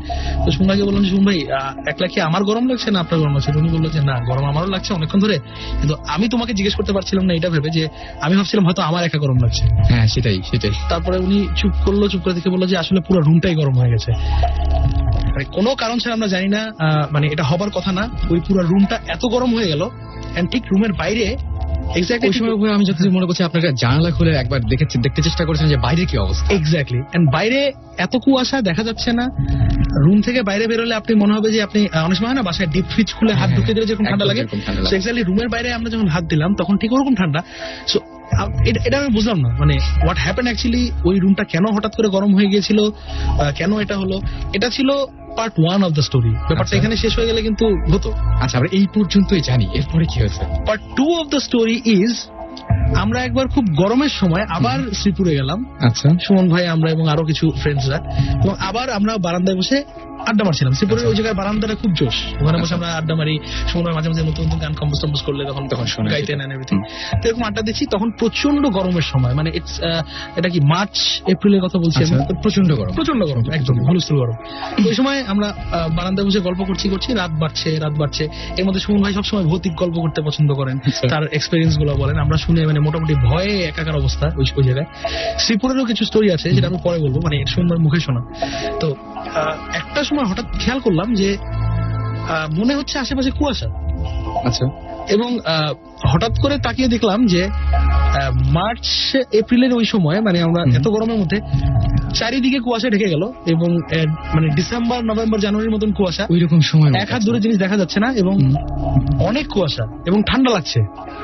আমরা বারান্দায় বসে, তো ওটারও আমার কোনো এক্সপিরিয়েন্স ছিল না। আমি সুমনকে জিজ্ঞেস করলাম, সুমন বললো যে না, অনেক সময় হয়তো হয়, সরি আমার মোবাইলটার জন্য, যাই হোক, তো অনেক সময় হয়তো এরকম হয় যে ওয়েদার টোয়েদার এরকম হয়ে যায় এই জন্য, কিন্তু ওটা ওইরকম ছিল না। মানে ওয়েদার চেঞ্জ হলে অনেক সময় এটা হয়, আমরা জানি, হয়তো একটু গরম লাগে, একটু ঠান্ডা লাগে, হঠাৎ করে বৃষ্টি আসলো, কিন্তু এইটা ওরকম ছিল না। কিরকম মানে এমন একটা কিছু ঠিক বোঝানোর মতো আর কি। হ্যাঁ, মানে আমি এটা বোঝাতে পারবো না, মানে একটা ব্যাপার আছে না, ইউ ডোন্ট ফিল গুড, মানে আমি ঠিক ভালো ফিল করছিলাম না, যে না এটা ঠিক নর্মাল না, দিস ইজ নট ন্যাচারাল।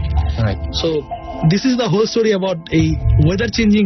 কিন্তু অলরেডি মানে আমাদের ভূত এফএম এর মাধ্যমে জেনেছেন যে যখন এরকম আমরা কোনো স্পিরিচুয়াল কোনো ব্যাপার স্যাপার ঘটে বা কোনো স্পিরিট সামনে আসে, তখন আমাদের যেটা হয় সেটা হঠাৎ করেই টেম্পারেচারটা চেঞ্জ হয়ে যায়। এবং এখন তো সেটা মানে আমি চাই না, আমি এটা এক্সপ্লেনেশন চাই না এই কারণে, সেটাই আমি জানি যে এটা নিয়ে আমি ভাবতে গেলে আমি আবার ভয় পাবো, আমি এটা চাই না। এর মধ্যে আর কি মানে আর কোনো ঘটনা কি শ্রীপুরে ঘটনা কি? শ্রীপুরের অনেক ঘটনা আছে, আমি জানি না এগুলো সুমন ভাইয়ের মুখে শোনা শ্রীপুরের যেমন প্রায় ওখানে দেখা যেত, ইনফ্যাক্ট এই জন্যই কিন্তু আমরা বারবার যেতাম, একটা আচ্ছা, ভাই। ইন্টারেস্টিং লাগতো জায়গাটা, যে কি ব্যাপারটা কি সেখানে দেখি, যদিও সরাসরি কখনো কিছু দেখিনি আমরা, কিন্তু একবার শুনলাম যে শ্রীপুরের সুমন ভাইদের ওখানে যে গার্ডরা থাকতেন, গার্ডদের মধ্যে থেকে একজন গার্ড চাকরি ছেড়ে দিলেন হঠাৎ করে। তার কারণ হচ্ছে যে কিছু একটা দেখেছেন তারা রাত্রেবেলা, এবং দেখে সে কোনোভাবেই চাকরি করবে না, চাকরি ছেড়ে দিল। তারপর আরেকবার শুনলাম যে সেখানে একজন, আমি নাম মেনশন করছি না, এটার নামটা আমার মনে নেই এখন, আমাদের একজন বাবুর্চি ছিল। সো ওই বাবুর্চিকে নিয়ে ব্যাপারটা যেটা ছিল যে আন্টিরা, মানে সুমন ভাইয়ের আম্মারা একবার বেড়াতে গিয়েছিলেন এখানে, এন্ড উনি ওই বারান্দাতেই দাঁড়িয়েছিলেন বেশ রাতে, এবং উনি বারান্দায় দাঁড়িয়ে দাঁড়িয়ে কিছু একটা করছিলেন। হঠাৎ দেখলেন যে বাবুর্চিটা হেঁটে মানে সামনে বাগান দিয়ে হেঁটে সোজা চলে যাচ্ছে। আচ্ছা, তো উনি ডাক দিলেন, এই অমুক শোন শোন শোন। তো বাবুর্চিটা ঘুরে তাকালো না, তো উনি একটু রেগে গেলেন যে কি ব্যাপার, মানে ডাক দিলাম, মানে এটা কেমন বেয়াদবি, শুনলো না।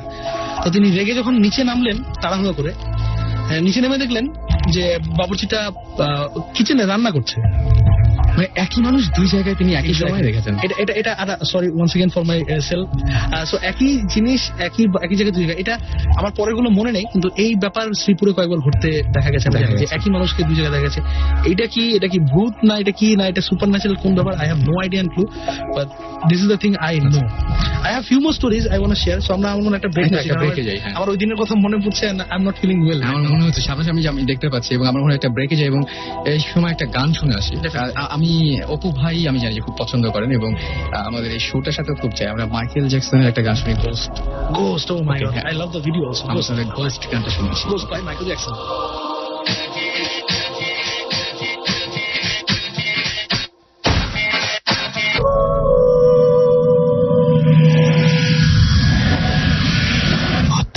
FM haunted by Airtel.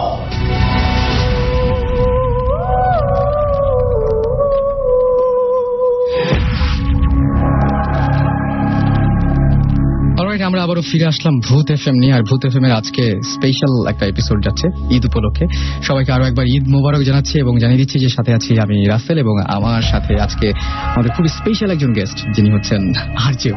Yes sir, I'm here.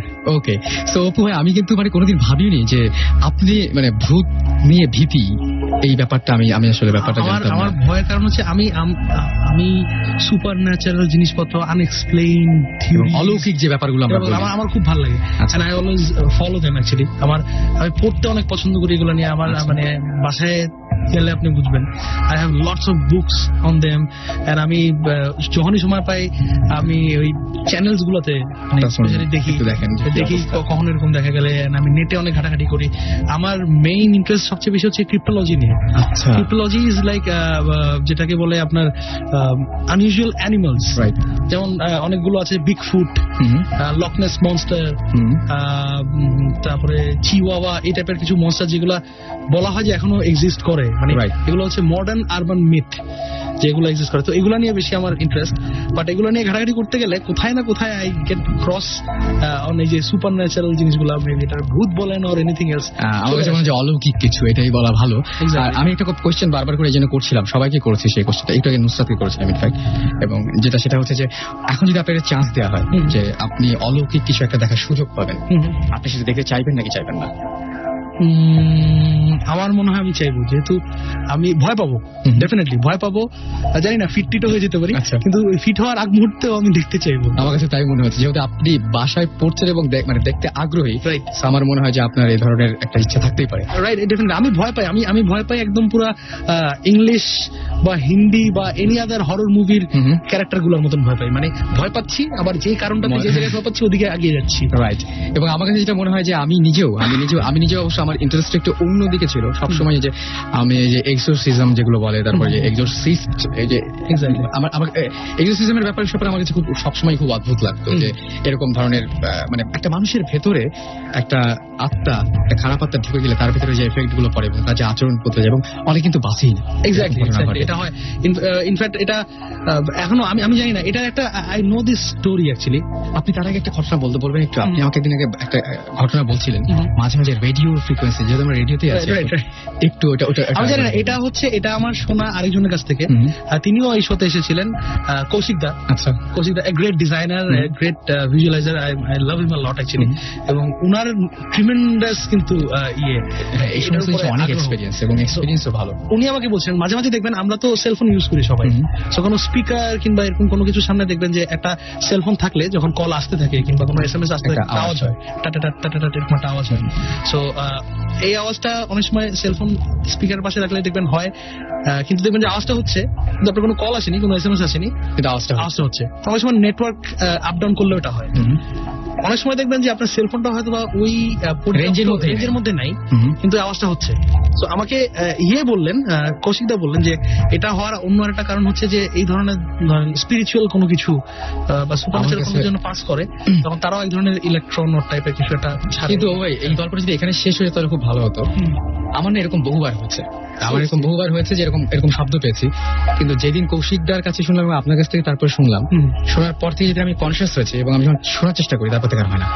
Seriously খুবই অদ্ভুত ব্যাপার, মানে কিন্তু আমি একদম পুরোপুরি মনে করতে পারি হয়েছে এবং আমি দেখেছি কল আসছে না, তাহলে কেন হলো এরকম চিন্তা করেছি। কিন্তু আমি যখন দেখার চেষ্টা করছি কয়েকদিন ধরে, খুব বেশি দিনও না, খুব বেশি হলে 10 দিন বা 15 দিন হবে, আমি যখন খুব বেশি ভাবে চাইছি যে ঘটুক ব্যাপারটা, তখন আর হচ্ছে না। আমার বেলায় ইনফ্যাক্ট উল্টাটা হয়েছে। এটা আচ্ছা। সেটা হচ্ছে আমি যেদিন থেকে জানলাম এটা, তারপরে থেকে দেখলাম যে উল্টা হচ্ছে, মানে বেশি বেশি হয়ে যাচ্ছে। বেশি হচ্ছে। প্রায় আপনি জানেন আমাদের I have this tiny little room যেখানে অফিসটা আমার করতে হয়, আমার কেবিনটা একদম ছোট। ছোট। তো ওইখানে প্রায় আমার বসে বসে একা একা কাজ করতে হয়, Right. এবং তখন আমার সেলফোনটা আমার পাশে থাকে, কিন্তু প্রায় এরকম আওয়াজ হয়। সো আমি এক্সপ্লেনেশন করতে চেষ্টা করি, ওকে ফাইন, কি হচ্ছে এটা। So, আমি জানি না, মানে এটা একটা হতে পারে। অলরাইট, আমরা আর একটা গল্প শুনি তাহলে এখন। স্টোরিজ আমার ফার্স্ট গল্প না, সরি, আমি মানে আমার মনে হয় যে আমরা একটা ঘটনা শুনি, রাইট। এটা হচ্ছে গিয়ে, এটা আমার ফার্স্ট টাইম। আমি জীবনে কখনো সরাসরি তো ভূত দেখিনি, জানি না, যেটা আপনি জিজ্ঞেস করলেন দেখলে কি হবে, বাট মানে ওর কাছাকাছি জিনিসটা ফিল করেছি। যেমন আরেকটা স্টোরি ছিল যে মাই নানা ডাইড অ্যাকচুয়ালি ইন 2000। তো যখন উনি মারা যান তখন অবভিয়াসলি লাশের গাড়িতে যাওয়ার এটা একটা মিথ রয়েছে আমাদের ইয়েতে, যে সবসময় লাশের গাড়িতে কেউ যেতে চায় না এন্ড এভরিথিং। তো যেহেতু উনি আমার নানা ছিলেন, এন্ড আই লাভ মাই নানা লট অ্যাকচুয়ালি, সো আমার ভেতরে না ওই জিনিসটা কাজ করেনি যে চাঁদপুর না, আমার জানা। সো নানার লাশটা নিয়ে যেতে হবে, এন্ড অবভিয়াসলি আমি সবার আগে গিয়ে লাশের গাড়িতে উঠলাম, এবং আমি মোটামুটি যেটাকে বলা হয় যে নানার কফিনটা পাশেই, কফিনটা ধরে, কারণ ওই সময় আমি আসলে ওই সব কিছু ভাবার মানসিক অবস্থা ছিল না আমার। সব বড় ইয়েটা লাগছিল যে I lost my nana and this is a great loss for me actually. So ওরকম ভাবে যাচ্ছিলাম, এন্ড যেতে যেতে যেটা হচ্ছিল যে প্রায় শুনতাম যে লাশের গাড়িতে এটা হয়, ওটা হয়, ড্রাইভার এটা হয়। তো হাইওয়েতে যেতে যেতে মোটামুটি বেশ অনেক দূর যাওয়ার পরে মাঝামাঝি একটা রাস্তা, আমার এক্স্যাক্টলি জায়গাটার নাম মনে নেই এখন, তখন সন্ধ্যা হয়ে গেছে, মাগরিবের আজান দিয়ে ফেলেছে, রাইট, এরকম একটা সময় অন্ধকার। যে রাস্তাটা দিয়ে যাচ্ছি ওর আশেপাশে সামনে পিছনে কিচ্ছু নেই, দুই পাশে খালি গাছ, মানে একটু জঙ্গলের মতন, আর মাঝখানে হাইওয়েটা। আর সামহাও তখন ওই হাইওয়েতে মানুষও নেই, একটা মানুষ বা অন্য গাড়িও নেই। আমরা যাচ্ছি তো হঠাৎ করে দেখলাম যে ড্রাইভার খালি গাড়িটা বারবার পার্ক করতে যাচ্ছে, ডান দিকে বা দিকে এরকম করতে যাচ্ছে। সো আমি ভাবলাম যে ওর কি ঘুম পাচ্ছে নাকি। সো আমি একটু সামনে গিয়ে দেখলাম যে না, আমি পিছনে ছিলাম, মাইক্রোবাস ছিল ওটা, দেখলাম যে না, ওখানে আমি গাড়িতে ছিলাম 3 জন, আর কেউ উঠতে চায়নি ভয়ে। আমি, আমার একটা ফ্রেন্ড ড্রাইভার, আমরা দুজনে ছিলাম পিছনে, ড্রাইভার একা সামনে। দেখলাম যে না, ও ঘুমাচ্ছে না, সব ঠিক আছে। তারপরে কিছুক্ষণ পরে তো বললাম, তো খালি সাইড করতে যাচ্ছে, তো ডাক দিয়ে ঝাড়ি মারলাম, কি ব্যাপার তুমি এরকম করতেছো। তো সে তখন রিপ্লাই দিল যে আমাকে কে জানি বলছে গাড়িটা সাইড করতে পারে পাশে। তো আই থট, আর আমি তখন আমি এখন বুঝে যাবো না যে কি অবস্থা ছিল আমার। এখনো যেটা বলতে গেলাম আমার নিজের আমি ওরা বলতেছে, এই তুমি এইসব উল্টাপাল্টা কথা বলো না, কে কি বলতেছে, কই এই তো আমরা, কেউ কিছু বলতেছে না। তো বলছে না আমাকে বলতেছে। So then I stop the car, and আমি ওনারে বললাম যে আপনি নর্মাল হন, আপনি কি আগের রাতে, অনেক সময় হয় না রেন্টেকার গাড়ি ছিল ওটা, অনেক সময় হয় যে আগের রাতে ডিউটি করে, বলে না ওরা ডিউটি মারার জন্য, আপনি কি আগের রাত ডিউটি করেছিলেন সারা রাত জেগে? না, আমি এরকম কিছু করি না, আজকে সকালেই আমি আসলাম ডিউটি। আমি বুঝলাম না, তখন কি হয়েছে, বলে যে ভাই আমি মনে হয় ভুল শুনছি। আমি বললাম হ্যাঁ আপনি ভুলই শুনছেন, চলো। এবং আবার কিছু দূর যাওয়ার পরে, ধরেন আরো 15-20 কিলোমিটার যাওয়ার পরে উনি আবার বললো যে আবার এটা হচ্ছে। আমি বললাম যে আপনি কোনো কোথাও কান দেওয়ার দরকার নেই, আপনি স্ট্রেট চলেন জায়গায়, যে জায়গায় বলা আছে। আমিও যদি থামতে বলি আপনার থামার দরকার নেই, আপনি চলে যান। আচ্ছা, তারপরে উনি আর কোনো কথা বলেন এবং উনি স্ট্রেট চলে গেছিল। এবং পরে ওনার সাথে কথা বলে জানছিলাম যে উনি কন্টিনিউয়াসলি শুনছিলেন কেউ তাকে বলছে যে গাড়িটা থামাও, আচ্ছা পাশে থামাও, ডানে থামাও, and this is one thing. এটা আসলে কোনো ব্যাখ্যা নাই, I have no idea. এবং কোনো ধরনের কোনো মানে I have no ইয়ে নাই যে কিভাবে এটা হয়। এখন হতে পারে যে আপনার ওই ড্রাইভারের হয়তো বা, মানে একটা হ্যালুসিনেশন বা কিছু একটা হচ্ছিল। হতে পারে, কিন্তু কিন্তু না হওয়ার সম্ভাবনা বেশি। আমি এই জন্য বলবো তারা তিনি পেশায় একজন ড্রাইভার Right. এবং তাকে এই ধরনের জিনিসপত্র হ্যান্ডেল করতে হয়। এক্স্যাক্টলি এবং তিনি professional. This is not the first time. Say Exactly. আরো বহুবার এরকম লাশ নিয়ে গেছে, বহুবার এরকম কখনো সে বলছে যে এরকম হয় নাই, বাট লাশের গাড়িতে যেটা হয় নর্মাল মিথ, যেটা যে অনেক বিপদ আপদ হয় হয়তো বা মানে অ্যাক্সিডেন্ট হতে এই ধরনের মিথ থাকে। Right. এটা ও বলছিল যে ফর দ্য ফার্স্ট টাইম ওর সাথে এরকম হচ্ছে। তো এখানে এই পর্যন্ত গেল এই ব্যাপারটা। বাট তারপরে আমরা রাতে পৌঁছালাম নানার, তো তারপর দাফন করা হলো ওনাকে এন্ড এভরিথিং। সো রাত্রেবেলা আরো আত্মীয় স্বজন সবাই আসছে। তো আমাদের নানার বাড়িটা হচ্ছে গিয়ে যে দেশের বাড়িতে, গ্রামের বাড়িতে বেশিরভাগ বাড়ি যেরকম থাকে যে অনেকগুলো ফ্যামিলি মিলে বিশাল একটা এলাকা জুড়ে থাকে, মাঝখানে বিশাল বড় উঠান, আর এক এক দিকে এক একটা বাসা, একটা ঘর টাইপের আর কি। সো সব ঘরই মোটামুটি প্যাকড, কারণ সব চারিদিক থেকে আত্মীয় স্বজন এসেছেন। কিন্তু আমি এবং আমার একটা কাজিন, আমাদের ইয়ে পড়লো হচ্ছে গিয়ে নতুন একটা ঘর তোলা হয়েছে ওখানে। আমাদের এক মামা তুলেছেন, আনফরচুনেটলি তিনিও মারা গেছেন। সো উনি ওই নতুন ঘরটা তুলেছিলেন।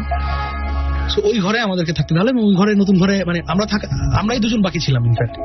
সো পুরো ঘরটার মধ্যে আমরা দুজন, ঘরটা মানে বলতে তো অনেকগুলো রুম, অনেকগুলো রুম একটা ঘর। তো আমরা বেছে একটা ঘর নিলাম জানালার পাশে। তো জানালার যে রুমটাতে আমরা ছিলাম, খাটের পাশে, জানালার পাশে খাট, এবং জানালার ওই পারে হচ্ছে কি আপনার বাগান, বিশাল বড় বাগান। বাগানের ওই পাশে, বাগান ক্রস করে হচ্ছে আপনার কবরস্থান। তো রাতে বসে বসে গল্প করছি, ঘুম আসছে না। জানালা খোলা, গরমের সময় তখন ছিল, এক ফোঁটা বাতাস নেই। এটাও ছিল কোন একটা সময়, এপ্রিল মে এরকম একটা সময়, একটা ফোঁটা, একদম একটা ফোঁটা বাতাস নেই। আমি খোলা জানালার গ্রিলের মধ্যে পিঠটা দিয়ে খাটে বসে বসে গল্প করছি। আমার কাজিন আমার দিকে মুখ করে, মানে জানালার দিকে মুখ করে আমার সাথে কথা বলছে, জানালা খোলা। বেশ মাঝ রাতের দিকে হঠাৎ করে যেটা হলো যে, হঠাৎ শুনলাম যে ধুম করে একটা আওয়াজ। আমি ফিল করলাম যে আমার পিঠের পিছনে কিছু একটা হলো। সো আমি তখনই বুঝলাম যে সামথিং হ্যাপেন নর্মাল। আমি ওই যে আগেই বললাম আমি কিন্তু ভয় পাই। আমি ভয়ে আমি যেটা করলাম যে ওইখানে স্ট্রেট বসে থেকে চোখ বন্ধ করে ফেললাম। তো বন্ধ করে আমি সামনের আমার কাজিনটাকে বলছি যে কি দেখছিস বল। তো ও বললো যে আমি কিছু দেখি নাই। বললাম, তারপর চোখ খুললাম, খুলে দেখেছি ও সামনে নাই। ও ভয়ে লাফ দিয়ে খাটের পিছনে চলে গেছে। ও দেখে নাই, কিন্তু ও ফিল করছে কিছু একটা হয়েছে। তো আমি সাহস পাচ্ছি না কোনোভাবে সাহস করে আমি পিছনে তাকিয়ে দেখলাম যে জানলাটা বন্ধ করে দেওয়া হয়েছে, মানে শাটার কেউ পিছন থেকে বন্ধ, এবং সেটা নিশ্চয়ই শব্দ করে বন্ধ করে দেওয়া হয়, এবং ধুম করে, মানে কেউ যদি এটা করে। সো আমি ওই যেটা বললাম আপনাকে, আমার এটা হয় যে আমি ভয় পাই। ভয়ের পরের অ্যাকশনটা হয় যেটা হচ্ছে আমি যে কারণটাতে ভয় পেলাম সেটা দেখে নিয়েছি। আমি তাড়াতাড়ি ওর হাত ধরলাম, চল এখন চল। দৌড়ে বাসার পিছনে গিয়ে বাগানের ওখানে গেলাম, কেউ নাই সেখানে, একটা ফোঁটা বাতাস নেই, গাছের একটা পাতাও নড়তেছে না, এবং জানালাটা বন্ধ। এন্ড আমি বুঝলাম না এটা কেন। আমি আবার জানলাটা খুললাম, বাতাস ছাড়া এটা কিভাবে হলো, কে করলো, এটার কোনো। আবার জানলাটা খুললাম, খুলে এবার ভিতরে গেলাম। ভিতরে এবার দুজন আমরা বসে ভয় পাচ্ছি, কিন্তু বসে ওকে বললাম এবার জানলার দিকে তাকিয়ে থাকি, দেখি তো কি হয়। এবং জানলার দিকে তাকিয়ে থাকলাম, কিচ্ছু হচ্ছে না। হারিকেন জ্বালানো, কারেন্ট নাই, ইলেকট্রিসিটি নাই আমাদের নানা বাড়িতে। ওখানে হারিকেন রাখা। আবারও মেনশন করছি, এক ফোঁটা বাতাস নেই। আমরা দুজন জানলার দিকে তাকিয়ে আছি, আমাদের পিছনে হারিকেন। হঠাৎ করে দেখলাম হারিকেন নিভে গেল, এবং হারিকেন কিন্তু নেবে না, হারিকেন কিন্তু একটা কাচের এটা থাকে, এবং অনেক বাতাস হলেও মানে এক্স্যাক্টলি হারিকেন নেবে না, বরং শিখাটা মানে যে হারিকেন বড় হয়ে যায়। আমরা দেখলাম হারিকেন নিভে গেল, পিছনে ঘুরলাম, ঘুরে মুখে ফাইন, এটা একটা হয়ে গেছে বা এনিথিং হ্যাপেন্ড। আমরা হারিকেনটা আবার জ্বালানোর চেষ্টা করলাম, দেখলাম যে হারিকেনের কেরোসিন এবং হারিকেনের যে সলতা থাকে সবকিছু ঠিক আছে, বাট সামহাও হারিকেন নিভে গেল। তারপরে আর কিছু এক্সপ্লেন করার মতন অবস্থা ছিল না, চোখ বন্ধ করে জোর করে ঘুমাইলাম। Last thing, second thing I remember, সকালবেলা ঘুম থেকে উঠে সবার আগে জিনিস প্যাক করে আমি আজকেই যাচ্ছি, আর এখানে নাই। সো দ্যাট ওয়াজ সামথিং, আমি জানি না ওটা কি ছিল। এটা কি শরীরের উপরে কোনো ইফেক্ট করেছিল, বা শরীর খারাপ ছিল বা এরকম কিছু? না, মানে পরের দিন এরকম কিছুই হয় না, কিন্তু এটারও আমি কোনো এক্সপেরিয়েন্স কি হলো ওখানে বা কেন হলো। আর ওটা বাসাটা এমন ছিল, কেউ যে জোক করবে আপনার সাথে বা মজা করবে, তখন পুরো বাড়ির সিচুয়েশনটা এরকম ছিল না। আমি এটাই চিন্তা করছিলাম যে বাড়ির যে পরিবেশ, বাড়ির যে অবস্থা, সেই অবস্থার মধ্যে এমন কোনো কারণই নাই যে কেউ মজা করে এই কাজটা করবে। মানুষ তিনি হচ্ছে বাড়ির একজন সিনিয়র মানুষ, তিনি চলে গেছেন। এক্স্যাক্টলি। সুতরাং এই জিনিসগুলো খুবই অদ্ভুত, তাই না? আমি জানি না, আমি this is my story and I share it আপনাদের সাথে। আই হোপ কখনো না কখনো কোনোদিন আমি হয়তো এগুলোর অ্যান্সার পাবো, বাট আমি জানি না টিল দেন মানে আনএক্সপ্লেইনড জিনিসগুলা অ্যান্সার যদি কেউ পায় বা আপনাদের মধ্যে যদি কেউ পায়, I will definitely love to know. Okay, আর অনেকেই আমাদের জানাচ্ছে যে ঈদের দিনে হঠাৎ করে ভূতের স্টোরি কেন? তো ভূতের স্টোরি কেন এই ব্যাপারটা হচ্ছে কি বলবো, যখন আমি এর আগে বলেছি, উত্তরটা দিয়েছি, তবে সকালবেলায় যখন আমি কথা বলছিলাম ওকে আরো মজা করে উত্তরটা দিয়েছিলেন। ঈদের দিনে কেন আমরা ভূত নিয়ে কাজ করছি একটু বলবেন সবাইকে? এটার কারণ হচ্ছে ঈদের একটা আনন্দ থাকে, আর ঈদের আনন্দটা সবসময় একই রকম একঘেয়েমি আনন্দ থাকে। প্রায় অনেকে কমপ্লেন করে যে আরে ঈদে ওই একই আনন্দ, ওই একই ঘোরাটা। So we added something else, ঈদের আনন্দ ভয়। সো এনজয় এই কথা শোনানোর জন্য, ঈদের আনন্দ ভয়। So stay tune two radio ফুর্তি, এবং আশা করছি যে অনেক ভালো লাগছে আপনাদের এবং অনেক ভয়ও লাগছে, সেটাই আশা করবো। সো একটা গান শুনুন, একটা গান শুনে আসি। আর ও ভাই, আপনাকে thank you very much, thank you, thanks for coming. ঈদের এই